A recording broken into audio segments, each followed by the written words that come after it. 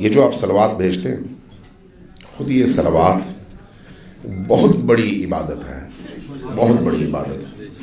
میں نے احادیث اور روایات میں یہ بات پڑھی ہے، علماء کرام تشریف فرما ہیں، میرے بزرگ ہیں، کہ عالم محشر میں، اس سے پہلے عالم برزخ میں، عالم برزخ آپ کو معلوم ہے عمل کی دنیا نہیں ہے، وہ نتیجے کی دنیا ہے۔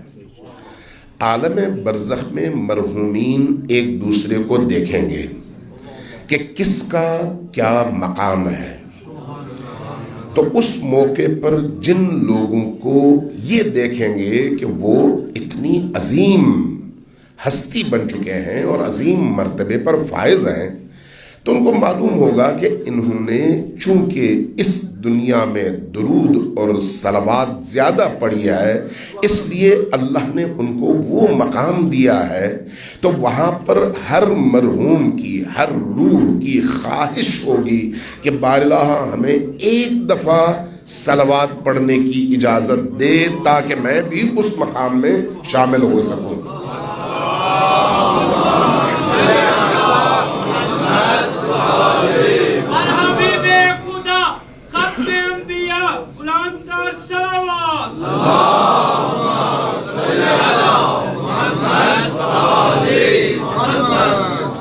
لیکن جواب کیا آئے گا؟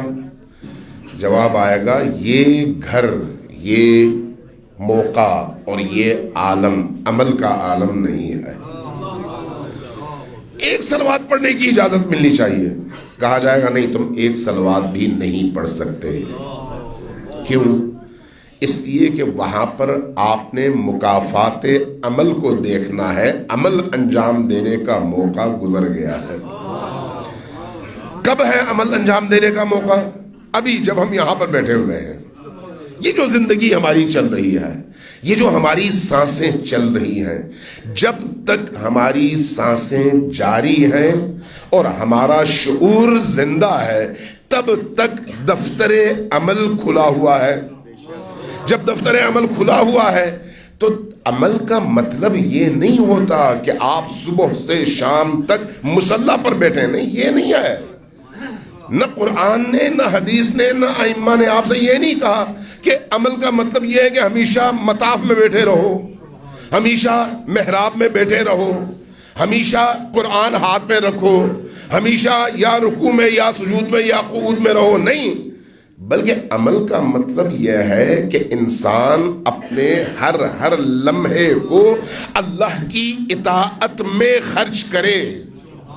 اور وہ اطاعت ضروری نہیں ہے کہ قرآن پڑھنے کی صورت میں ہو۔ آپ اگر اپنے بچے کو نہلا رہے ہیں اور اس کو نہلا اس لیے رہے ہیں کہ رسول کریم نے فرمایا ہے کہ یہ ایمان کی علامت ہے کہ خود بھی پاکیزہ رہو، بچے کو بھی پاکیزہ رکھو، تو اس نیت سے جب آپ اپنے بچے کو نہلا رہے ہیں تو یہ بھی عبادت میں شمار ہے۔